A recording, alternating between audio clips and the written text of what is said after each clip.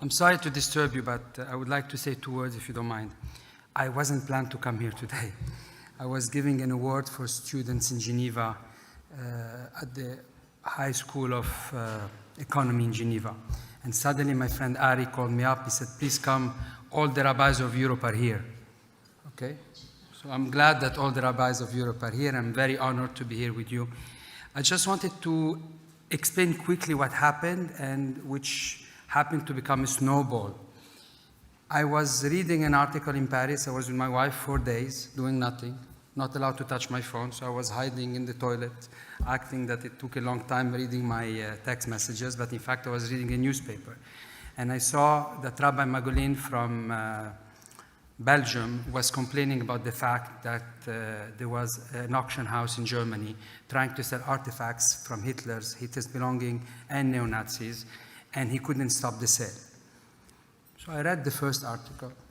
3 hours later, when I managed to take the phone, again I read another article. It was 6 o'clock at night.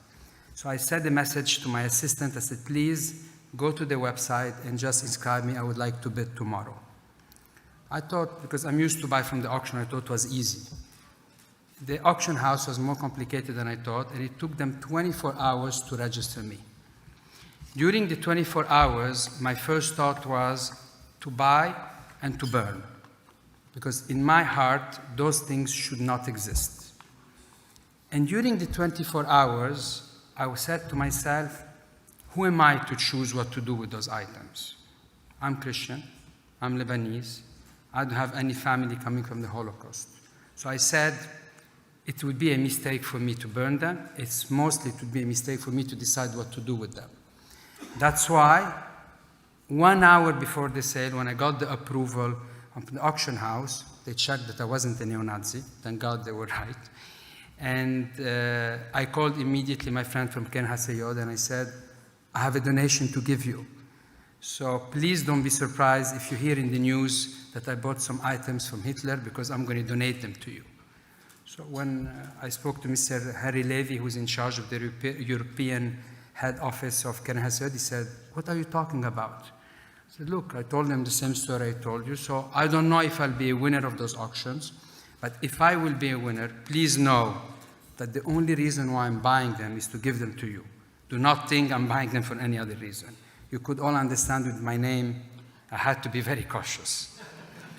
My wife was very, very concerned about this idea, and she urged me not to do it. And as usual, I didn't listen to her, which we should never do, right? But, so I called up the person in the auction, said, what do you want to buy? I said, I want to buy everything. Then he told me there's 800 lot. I said, stop, I'm not going to buy 800 lot. So I want to buy only all the items that belong to Hitler. He said, why Hitler? I said, why Hitler? Because Hitler is the personification of evil. Not for the Jewish people, for the entire world.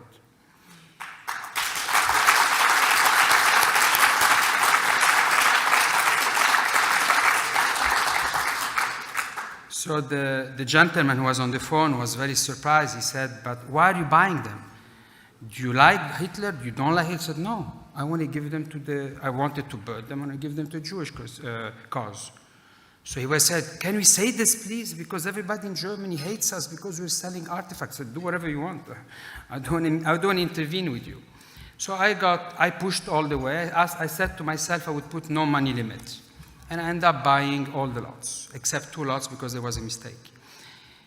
And then I immediately sent a press release saying what I did. I did it because I was scared. I was scared because, again, my name is Abdallah Chatila, I come from Lebanon. And people have to understand why somebody would go and spend money for something they don't need. So I sent the press release, then one journalist called, he said, I'm from Le Point. I heard you're in Paris. Do you mind if I meet you? I said, of course, I came, I was in Paris. Another excuse not to do something in Paris with my wife. Please don't repeat.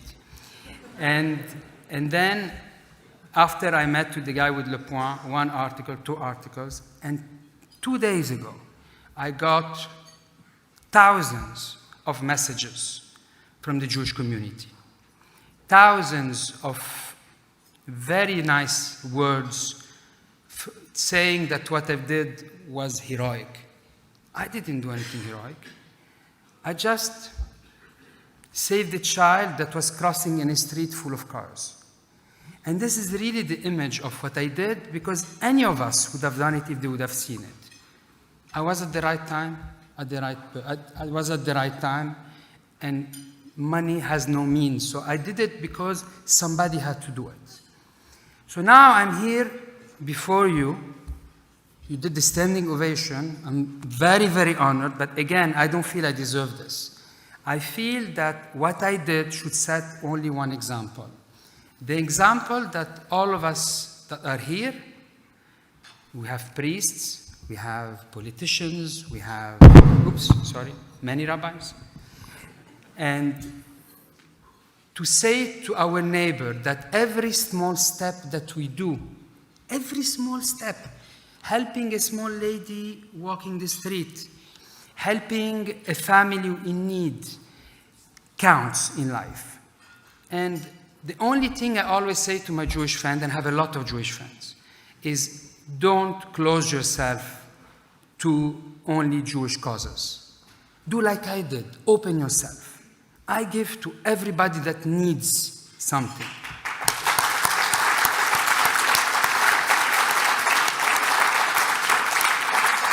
I believe I'm invited next week to go to Israel to meet the president and a few other parliament, and of course I will go, because when somebody wants to honor you, you have to go.